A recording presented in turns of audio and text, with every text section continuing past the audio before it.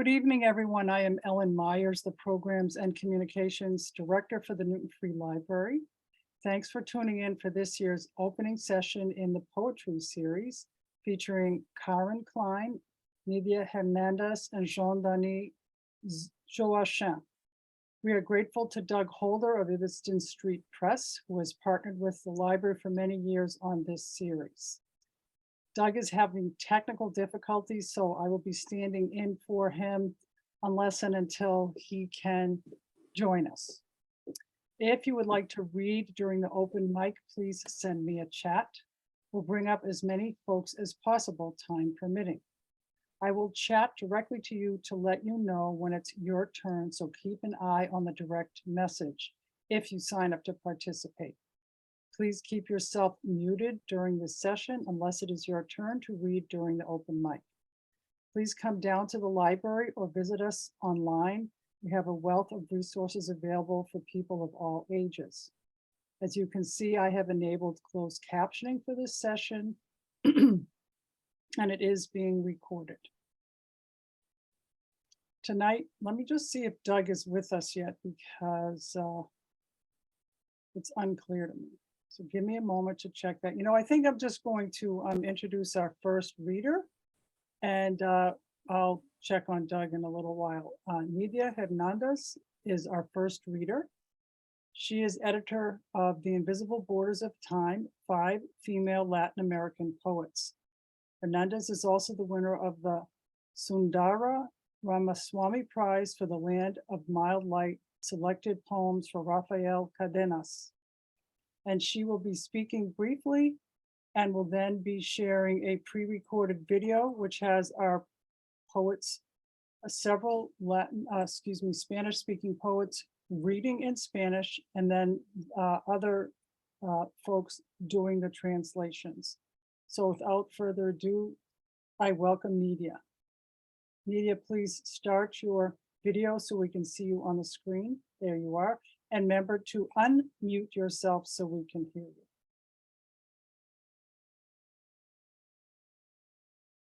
Nidia, you are muted. Yes, it's true. Yeah. Hello, everyone. Thank you to Newton Free Library. Thank you to Doug Holder. Thank you all for being here, for coming today. I'm going to share something with you.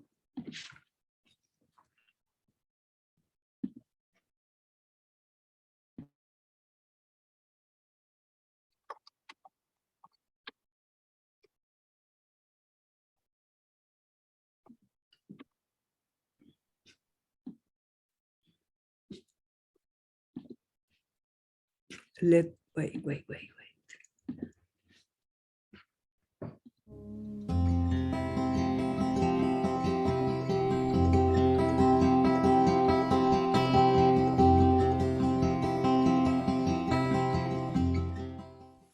Para los amigos y las amigas que están sufriendo este confinamiento, a ver si les gusta este poema, que se llama Género.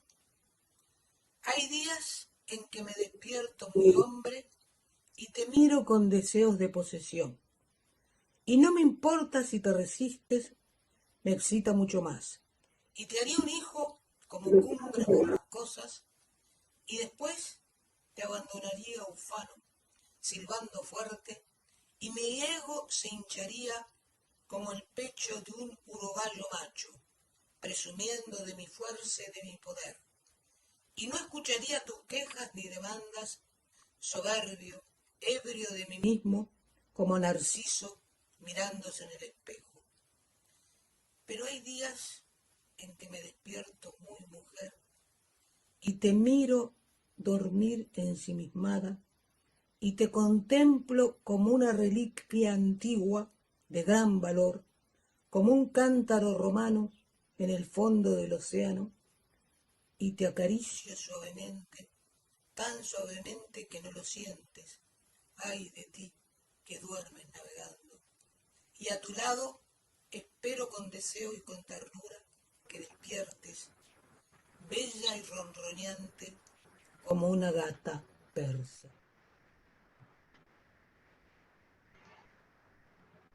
Poems by Christina Perry Rossi, translated by Sophie Cabot Black and Maria Negroni. We belong to different categories.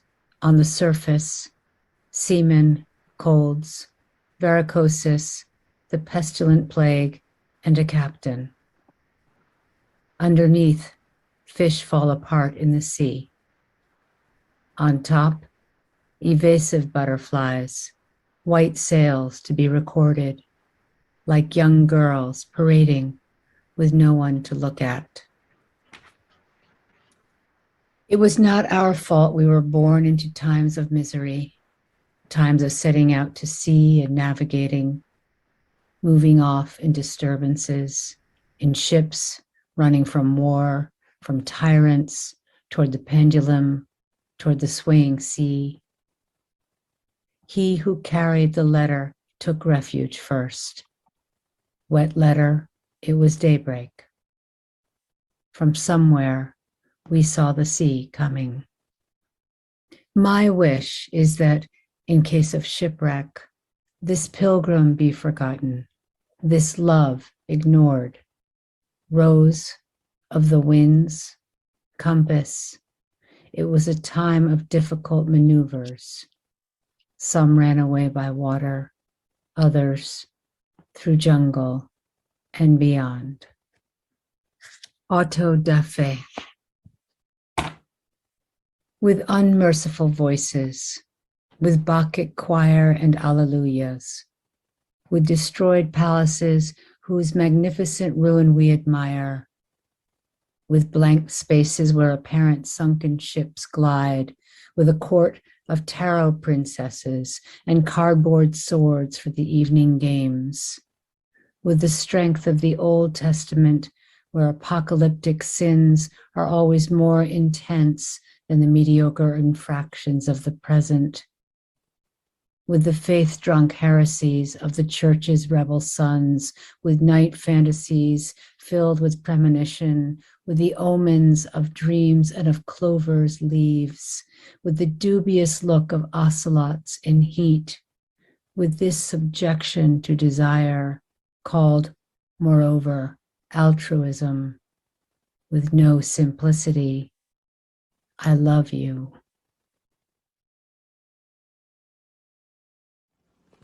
Cocina. Una cocina puede ser el mundo, un desierto, un lugar para llorar. Estábamos ahí, dos madres conversando en voz muy baja, como si hubiera niños durmiendo en las alcobas, pero no había nadie, solo la resonancia del silencio donde alguna vez hubo música trepando las paredes. Buscábamos palabras, bebíamos el té mirando el pozo amargo del pasado, dos madres sobre el puente que las une, sosteniendo el vacío con sus manos.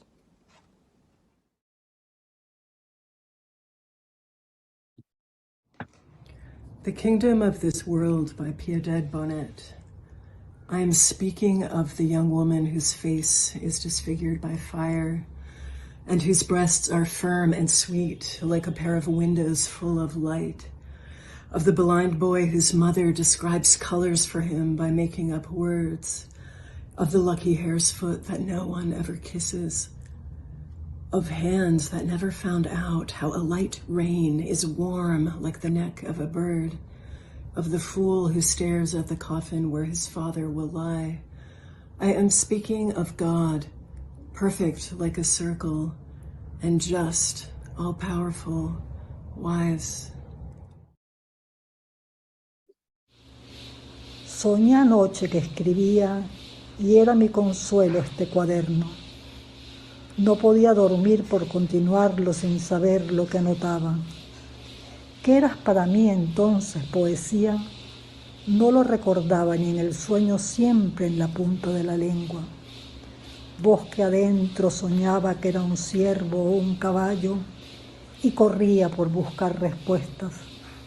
En el sueño encontraba el cuaderno y empezaba con las primeras letras, A, E, I.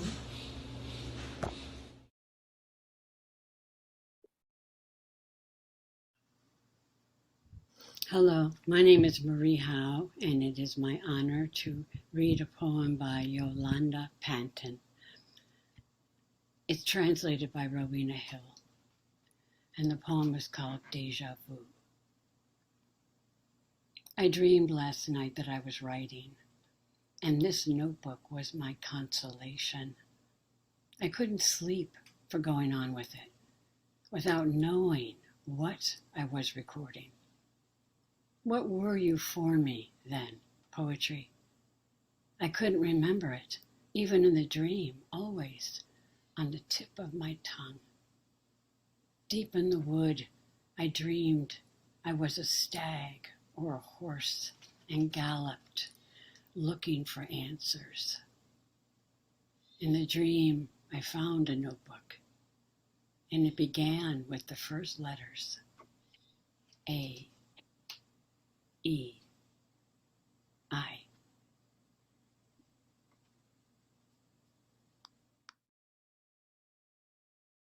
Quo vadis, de Carmen Boullosa, que soy yo. ¿Dónde caíste, patria insomne? Como el astro del cuento, como la ebria que se estrella contra un poste de luz. Tu masa más densa, más austera, más sólida, más real, puede comprimirse y caber en un dedal o en el bordado de aquella blusa. De que estés no hay duda, pero ¿a dónde vas? Entre los humos de una guerra entre todos en la que nadie sino mercenarios participa, las balas que vuelan no tienen convicciones, son de paga federal, estatal o de este capo o del otro, etcétera. Ráfagas a sueldo, te no se escapas, patria en fuga. Tu aliento de miel, de ráfagas a sueldo, tu aliento de ajo y chocolate y chiles diversos, tu aliento a piedra de moler, molcajete y ajo y miel y chiles y pimienta y canela, tu aliento a piedra del sacrificio, la sangre, al corazón que aún palpita.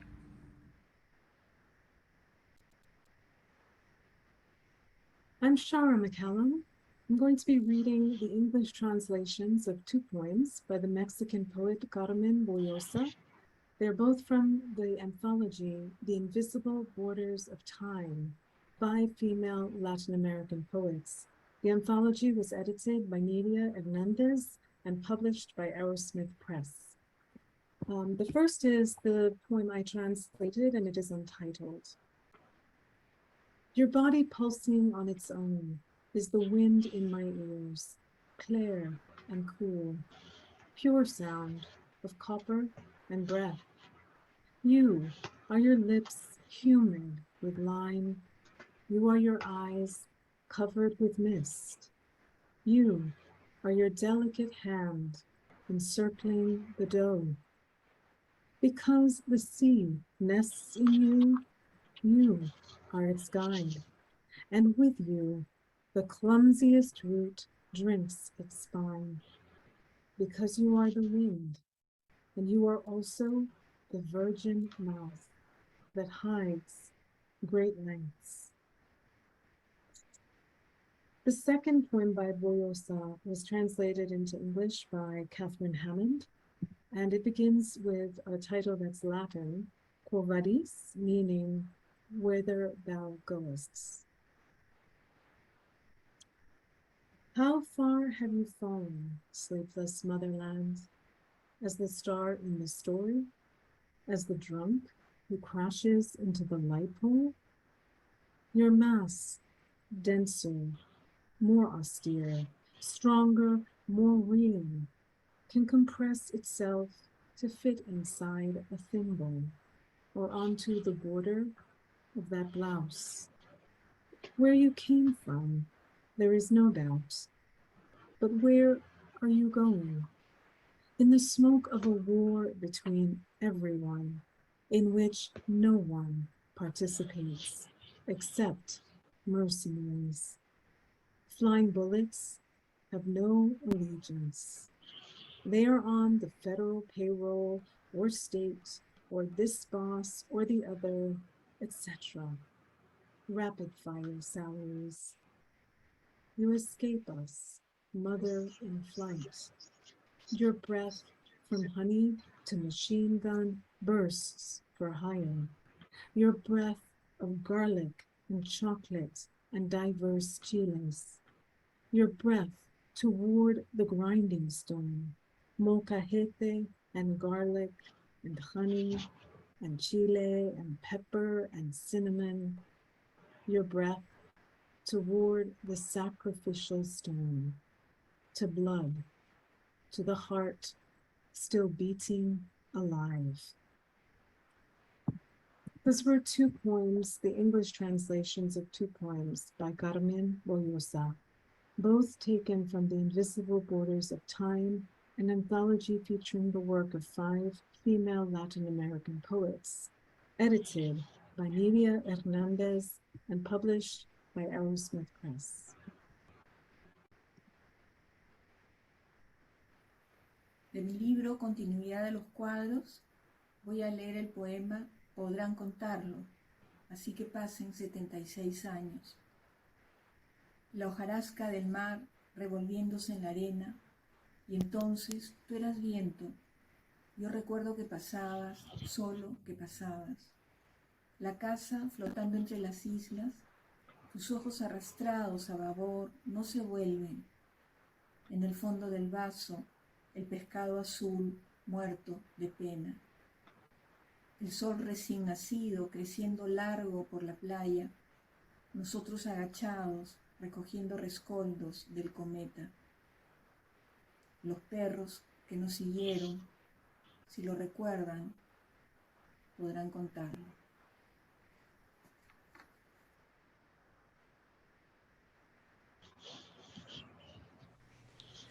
Lines. The way the tiger unravels its soft lines when it leaps, its brilliant lines where I write, because I love you, love, it's that I love you. And the trees that sprout in its path, their long lines elongating on either side, waiting for it to stand between them. That thing you say in slow dictation, because I love you, love, it's that I love you. And the words take flight above the lines of the sea. Ah, those brave lines that break on the beach and reorder themselves as they fall along cables of light, because I love you, along crosswalks, in the roof beams, love, of a neighbor's eyes, in the intentional rigidities of bridges and saints, on the edge of a doorway, it's that I love you, and everything is sufficiently lineated or nothing is sufficiently lineated. In the rising staircase, on the edges of a bed, in the length of 2 lips, because you are saying it to me, love, I am saying it to you.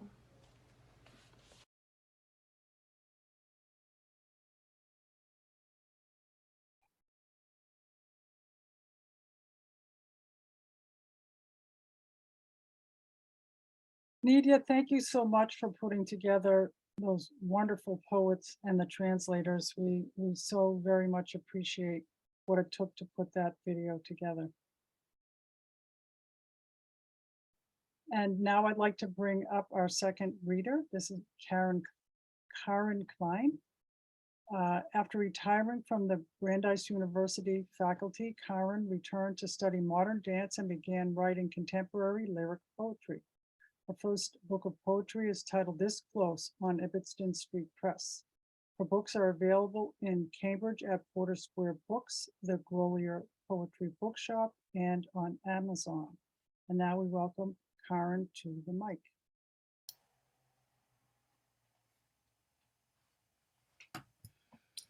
Can everyone hear me?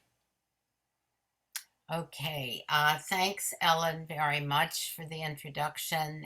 Thanks to the Newton Free Library, and enormous gratitude to Doug Holder for everything he does for poets and the poetry community, and for doing this series, inviting people to read, giving an opportunity for poets to be heard. I'm going to read a number of poems that have different subjects, but they kind of relate to romantic ideas and romance and its difficulties. The first poem, which was written much later, is the story about my arrival for the first time in Europe at the age of 21, unbeknownst to me, on the evening at Greek Independence Day, March 25th, 1958. Parthenon. From Ellinikon to Athens, the bus driver gently navigates 3 a.m. dark. The road so familiar, not familiar to me. First-time tourist. The night too profound for glimpses of habitation or signs in a script I can't read. Bus windows, sudden burst of surprising brilliance. The Parthenon, illuminated, rises out of darkness, dominates the surround. My eyes follow as long as I can the iconic image, so weighted, its pillars so weighted with horror and truth. Only stones can hold its legacy. Familiar to me through college classroom filters, dramas, epics, politics, the old family stories, desire, vengeance, blood, going to war, nostos, coming home. Woman, who moved my bed? Longing for a shared bed, as bond, as intense as theirs. Is my Odysseus still wandering? Or am I, Odysseus, wandering alone on his turf? The next poem is a little tribute to a fantasy I have because of my interest in the Minoan civilization, in the ritual of the bull jumpers of slaves taken in tribute to the ruler in Knossos. And this ritual of bull jumping might have been the origin of the bullfights on the Iberian Peninsula centuries later. Jumper. Horns of the bull. Their lyrical curve swoops upward, reaches a murderous point. Our lyres echo their shape. I stand in front, a slave in Minoan Crete. The bull sits, waits, eyes me. Two trainers, one at each end. Their command, grab the horns, flip upward over him, stick the landing. Where does fear live? In a body. My people, taken generations ago, Terra destroyed by volcanic horror. Homeland ashes, scattered to Minoans. We serve the bull, worshipped in Knossos. He will not sit at the ritual performances. My small bare breasts, still budding, rush towards him, arms stretched straight, eager hands clasp his horns, fleeting merge of two bodies. My bent knees stamp the earth, jump, feet skyward, spine arch. My whole body opens outward into convex circles, perfect arc. Feel the Aegean sun bathe me golden. This next poem, I can commemorate an awakening. This happened to me seeing the wonderful painting Black Iris by Georgia O'Keeffe. In it, I will use a word that is considered vulgar. I do not use it in that way. It is simply a description which has been used to abuse and denigrate females. I am using it in the spirit of Catherine McKinnon and Germaine Greer, people who were lodestars during the second wave feminism. Black Iris for Georgia O'Keeffe. After I saw it, could not see anything else, walked out of the Metropolitan Museum, walked naked to myself, recognized my body in the flower, the iris intimately in me, knew I could say cunt, knew it was good. Lush outer labial petals of the purple to indigo iris, tender inner petals, the color of blood mixed to a pink wash. Hidden clitoral remnant, protected by upper closing folds, my curious vaginal recess, mine and O'Keeffe's, too dark to decipher.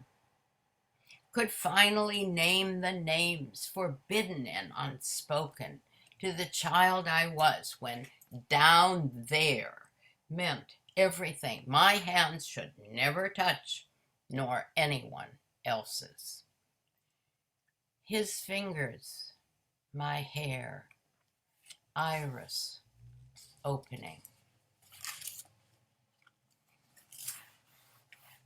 Another part of romance, romantic ideas, are the difficulties and problems. The other side.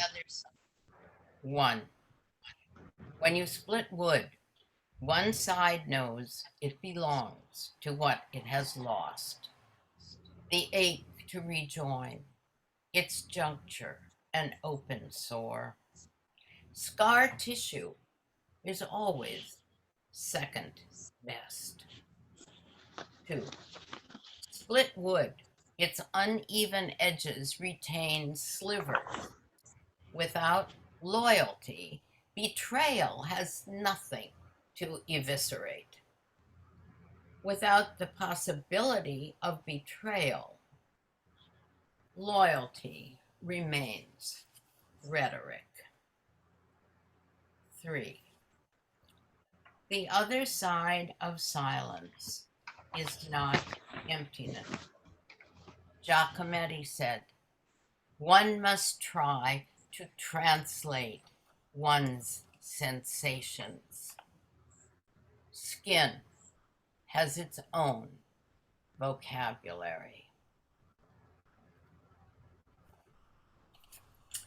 Not only relationship difficulties impact romance, romantic ideas, also history. This is the story about a dream and a reality. Shower. Did they speak when they went in, thinking they were only going to get clean? Trying to shake off the residue of last night's dream while I shower to wake up, I dimly sense murmuring fear. No words, just sounds, jumble of voices.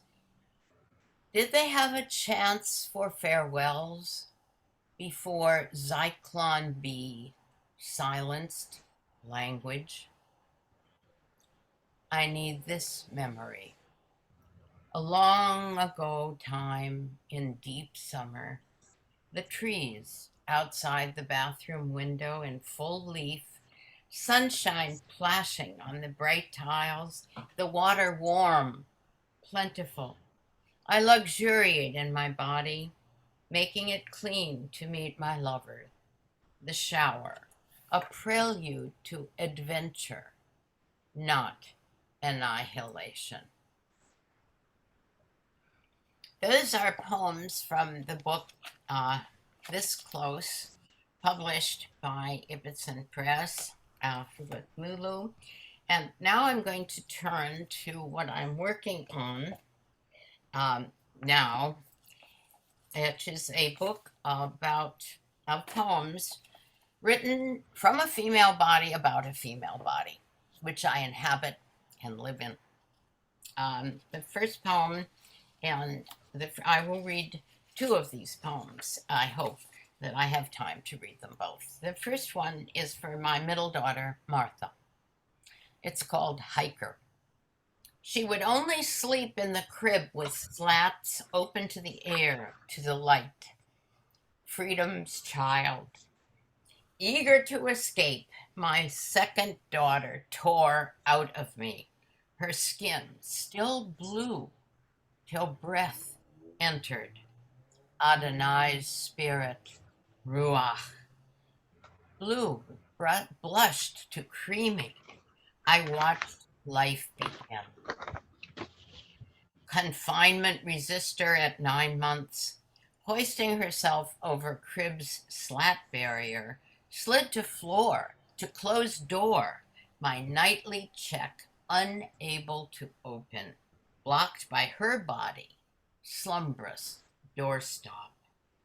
Skier, hitchhiker, off to summer camp, age 9, my helpless parenting, arms not stretchy enough to hold her independence, only my heart.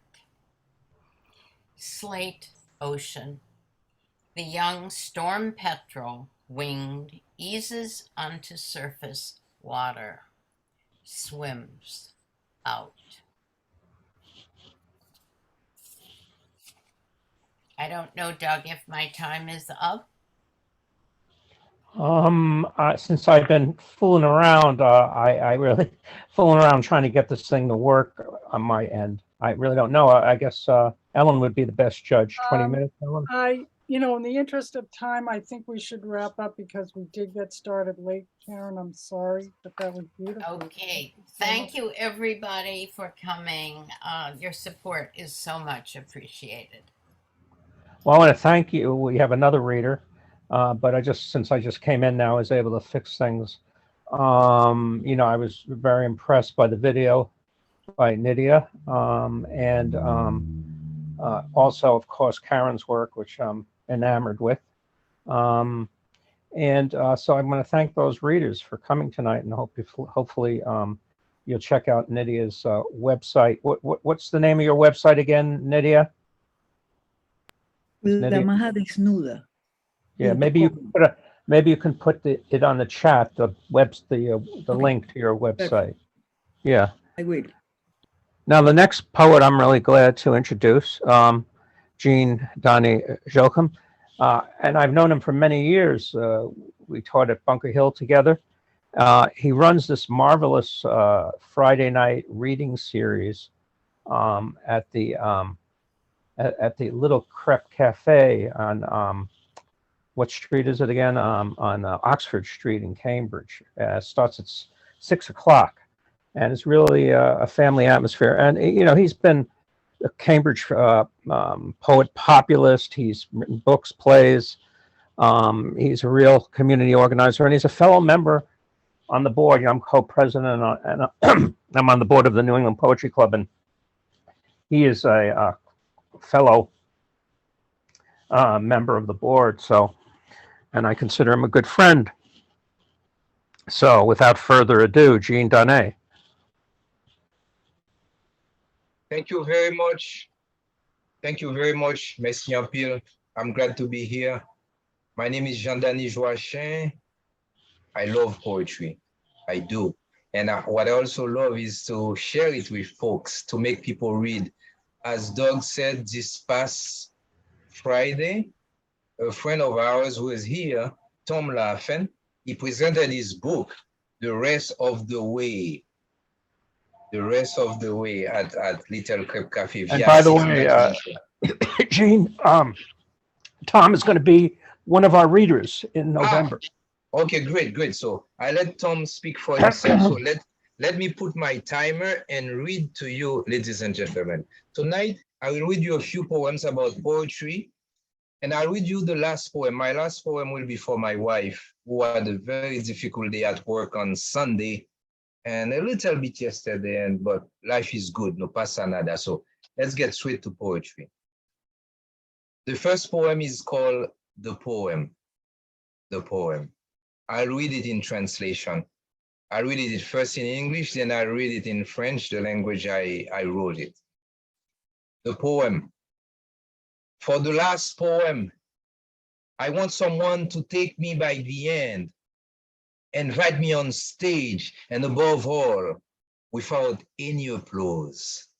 I want someone to greet me as if I had returned from a long trip in search of the poem of peace.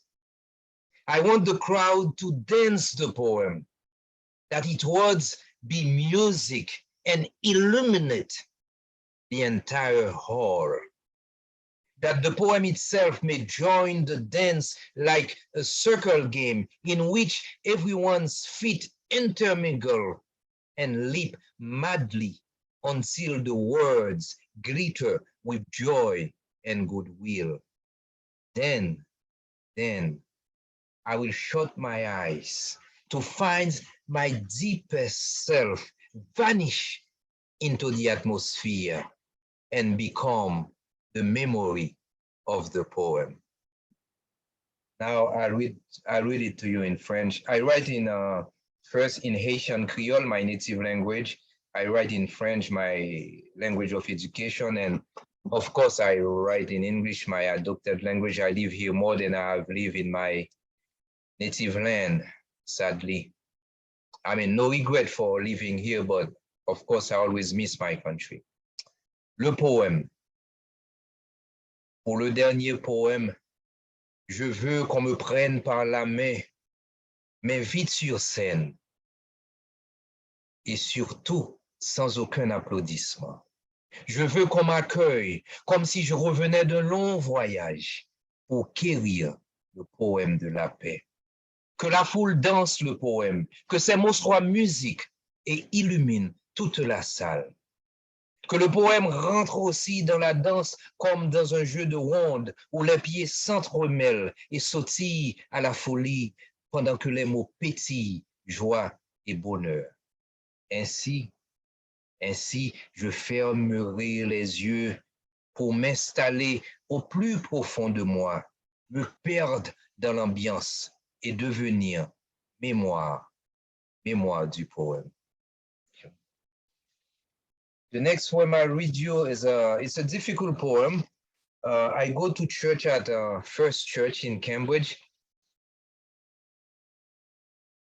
When the last election, this past presidential election, and the church called me, they asked me, Dany, will you please write something for the church, a poem? And the whole country was waiting about the result of the election. You know, was Trump was going to be reelected, was Biden was going to read, and imagine the challenge for a poet when it is upon you, you have to write the word of consolation for a congregation. That too is the burden of the poet. You know, what way to take it. And what I'm going to read for you, it's what I wrote for my church. It says, offering. I am the poem without words. I will not be read or said aloud. I must now stand aside as I leave the page as an offering. Come, and come all to write the collective voice. Write the redemption poem with your slogans from the last protest and whispers of endless nights of prayers. Write down the path to follow. Write your hopeful days. Write all that is said, all that is heard, along with the children's dreams, with their colors and divergences. Write the land as it stands. Let the page be a mirror. I am the poem without words. I will not be read or said aloud. Here, I take my leave. Right. And the next poem I read to you, it's about a poem, it's about poetry. It is called Formula for a Poem. It is for you writers of poetry. It's called Formula for a Poem. I read it to you in English and also in my native language, Creole. C'est dit ainsi, Formula for a Poem. If you can't write a poem, write anyway. Pay no attention to your pen. Write the title. Read the title. Pay no attention to the page. Erase everything. If you still can't write it, then listen to it. Listen to it. Don't worry about the words. Close your eyes. Find the tune. Say it out loud. Pay no attention to the page. Write it all over. And if you still can't write that poem, stay still. Breathe. Let it write itself. Then sign your name. Pay no attention to the page. And now in my native language, Haitian Creole, it goes like that. Recette pour écrire un poème. Recette pour écrire un poème. Si ou pas qu'arriver à écrire un poème, écris quand même, pas occupé au déplim nan. Écris titre poème nan. Li titre là, pas occupé au dépage là. Effacer tout bagay. Si ou toujours pas qu'à écrire poème nan, penchez oreilles ou koutel, pas occupé au des mots yo, fermez dégrenger ou, cherchez musique poème nan, dis-le bien fort, pas occupé au des pages là. Écris encore. Et si ou toujours pas qu'à écrire poème ça, mettez corps bien doucement, respirez, quittez poème nan écrit tête li. Et puis, si un nom en balle, pas occupé au des pages là. And my next poem is called The Right Shirt. It's a poem still about poetry, but I wrote it for a friend of mine, an artist, Jose de Santos, a guitarist from Valencia, Spain. Valencia, Jose dos Santos. This is for Jose. It's called The White Shirt. I read it in English and I read it for Jose in Spanish. The White Shirt. It's me. I am the poet's white shirt. I have perhaps lost buttons. My collar stretches around the neck. My long sleeves cover the artist's arms. It's me, the white one he chooses always, not the blue he wears to work, not the red for protest days. He puts me on and takes me along on special occasions, no matter the season. I am the poet's favorite. I am the white shirt. I shine in the crowd to light his eyes, and I take the stains. La camisa blanca, Jose de Santos. Soy yo la camisa blanca del poeta. He perdido botones, no estoy segura. Mi cuello se extiende en torno al cuello y mis mangas largas cubren los brazos del artista. Soy yo la camisa blanca que él elige siempre, no la azul que usa para trabajar, no la roja para la protesta. Él me pone y me lleva con él en ocasiones especiales, no importa la temporada. Soy la preferida del poeta, soy la camisa blanca. Brillo en la multitud para iluminar sus oros y absorbo las manchas. La camisa blanca. And the next poem I read to you is about poetry. Poetry tonight, that's what we're doing. When you don't do poetry, you do love. Ok, pasamos con el amor. Okay. This poem is called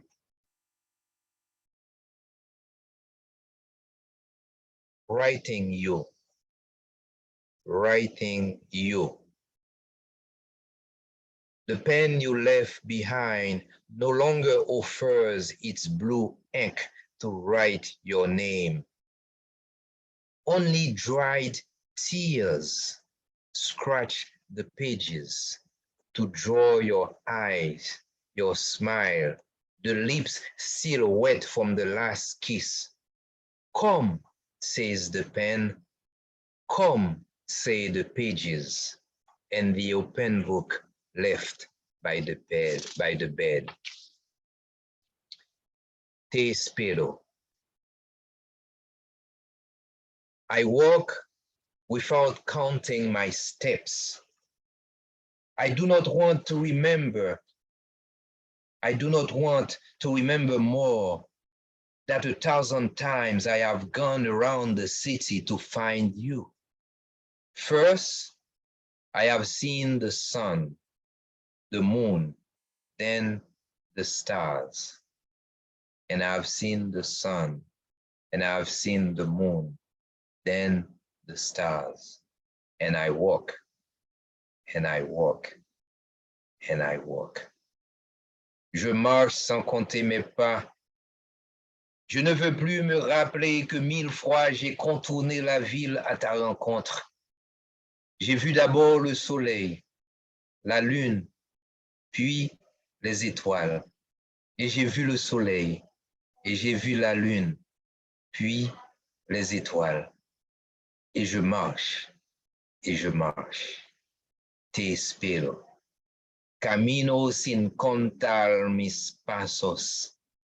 No quiero acordarme más que 1000 veces he dado la vuelta a la ciudad en tu reencuentro.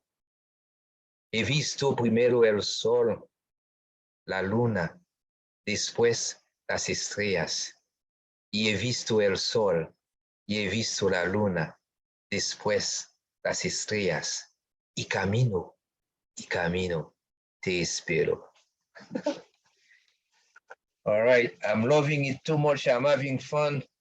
Let me read you this poem I'll read you 2 poems. That's, for the difficult moment my wife had at work on Sunday and also somewhat yesterday at the end of the day.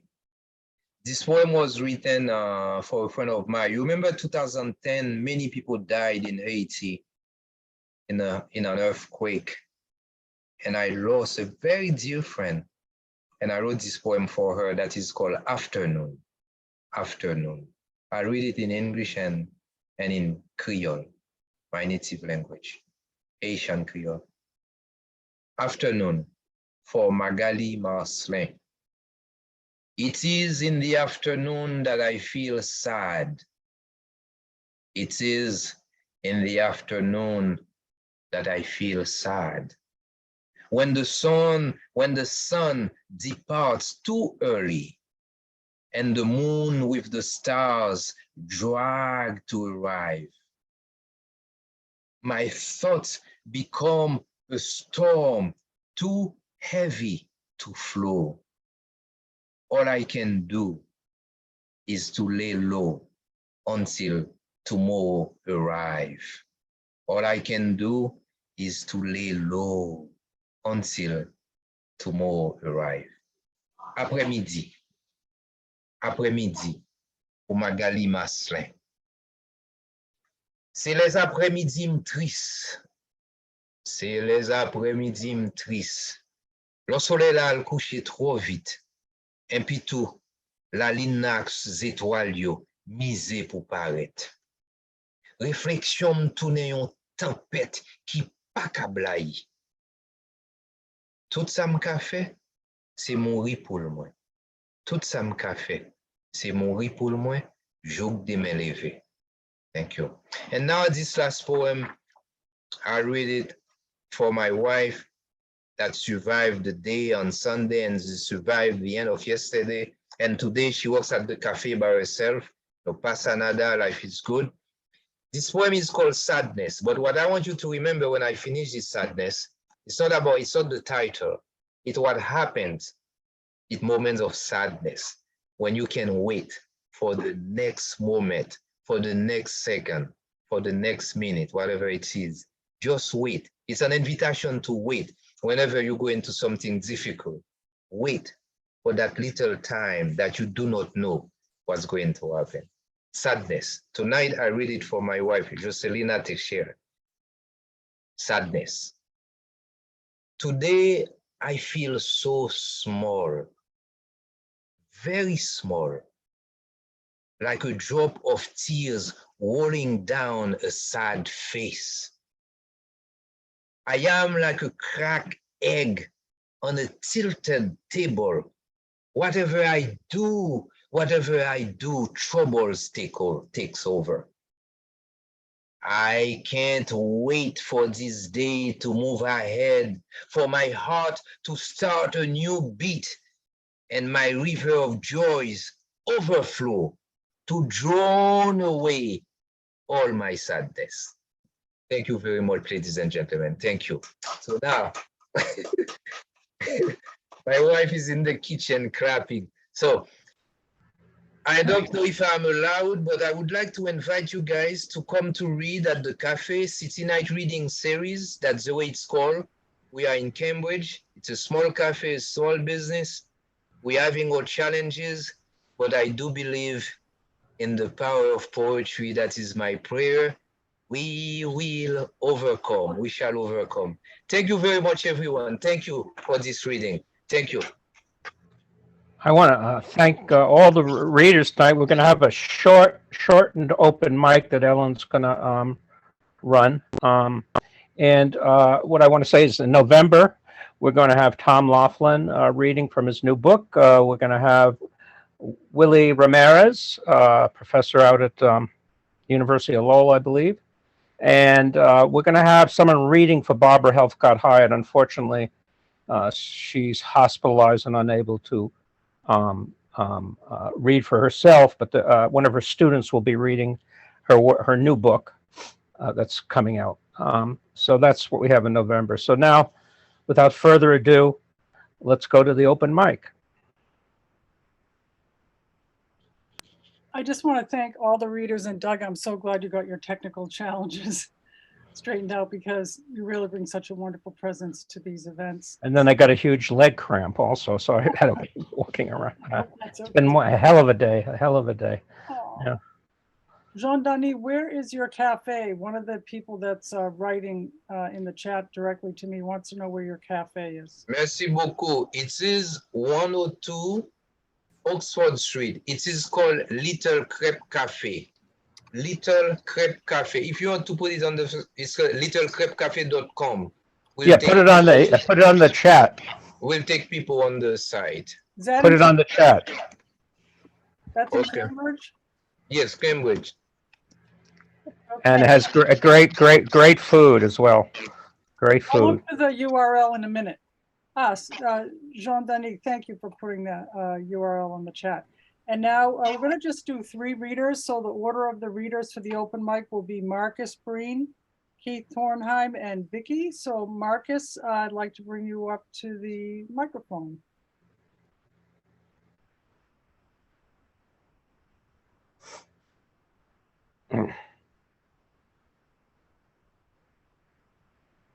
Perhaps Marcus has left the room. I do not see him here. So Keith, it's your turn.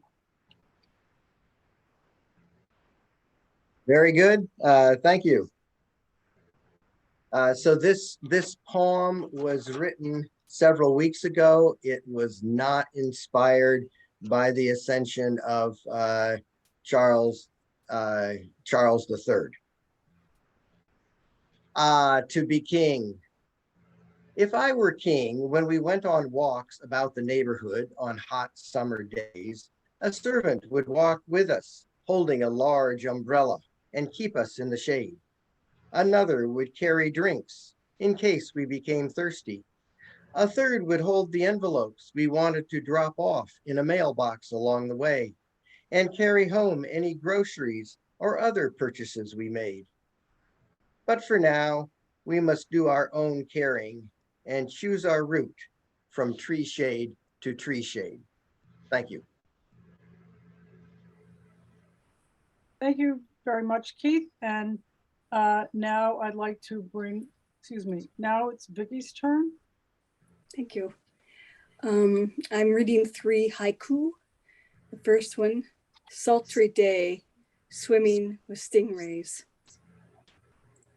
Abandoned swing, swung by winter wind. Sunlight wanes over her chair left behind. That's it. Thank you, Vicky. And I see that Marcus came back. So Marcus, since I had called your name a moment ago, why don't you come up to the microphone for the open mic?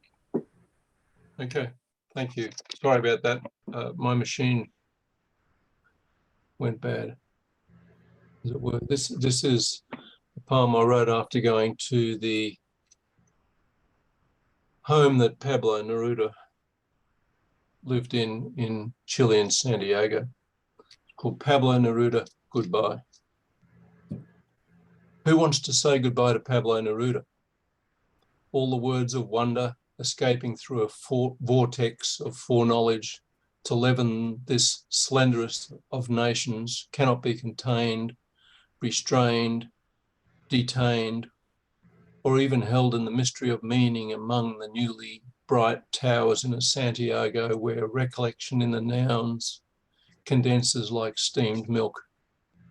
A million of millions finds every category brought around into a humanity that never blanched, fully formed against retweet. A man in a house, a typewriter, a pen, some verbs, affection. Nobody will raise their hand to say goodbye. Thanks. Thank you so much, Marcus. And the last reader in the open mic will be Tom, since I had messaged him and told him he'd get to read. We'll just take up one more reader. Tom, take it away.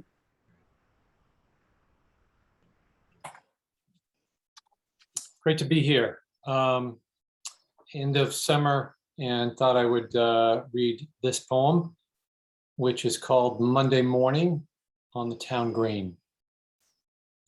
The old gazebo is alone, adrift in an empty emerald sea, longing for company again on this blue sky morning. Protected from summer sun by its wide-brimmed hat, it hums a jazzy clarinet solo, still echoing from Saturday night's concert, which radiated in all directions, dancing out across a rainbow of blankets, coolers, and picnicking families. Set upon a cement mantelpiece at the center of the green, 6 steps up from the neatly trimmed grass, it watches the last of the dew drying. 4 or 5 sleepy bees searching for clover, and waits for a frisbee, wiffle ball, or cross-legged reader. A blonde, skirted, and sandaled young mother exits the superette across the street, squints both ways while speaking gently to a small hand in each of hers, signaling with nods and a point of her chin, but turning left now to pass outside the north fence, eyes and soft words ahead to the day. One of the small hands has turned her pigtailed attention, bobbing sideways a moment toward the mantled gazebo, a place for dragons and doggies, tongues hanging their welcomes out over the white fenced railings, her green tickled toes giggling round and round the open air castle, before being pulled forward again, away from the infinite green of possibilities, from the now crestfallen gazebo, and back to the dry sand of the road's weary edges. Thank you. Well, thank you, Tom. Before I just turn the screen over to Doug to close us out, I want to say, since we have a literary crowd, that on Monday, Joshua Prager, who is an investigative journalist and whose book, The Family Row, was nominated for a Pulitzer Prize and was a finalist in 2021, will be speaking with us virtually, with Tiziana Deering, host of Radio Boston, moderating. The Family Row, an American Story, is really a riveting read that took Joshua 10 years to write. I dropped the link in the chat if you'd like to register. I think it's going to be a rare opportunity to find out a lot more of the deep history and truth about what's behind Roe v. Wade. And now I'll turn the screen over to Doug to close out this evening. Yes, just to remind you, I'll see you there at the Little Crepe Cafe with great crepes and salad and great poetry. It's a very homey atmosphere and, you know, just folks. And so I hope to see you there and see you in November. Second Tuesday, as always, right? The second Tuesday this November. Yes. It will be Zoom. In February, I think we're going to we'll go back into the Drucker Auditorium, I believe. Yes. Unless there's another crisis, whatever. God forbid, but since it's election day on the day that this series is scheduled in November, so we have to do one more Zoom and then we're going back live in Drucker Auditorium. No need to register, just please come. And I think it'll be delightful for everyone to be back together in person. No October reading, Tom. You're in November, but just two readings this session for fall session. Okay, very good. I'll end the meeting now, everyone. Take care. Thank you. Thank you very much. Nice to meet you, Ellen. Nice to meet you. Bye-bye. Thanks. Bye-bye. Bye-bye. Ciao. Thank you. Bye-bye. You're going to send me the video, right, Ellen? Yes, Yeah. I will. Okay, bye-bye.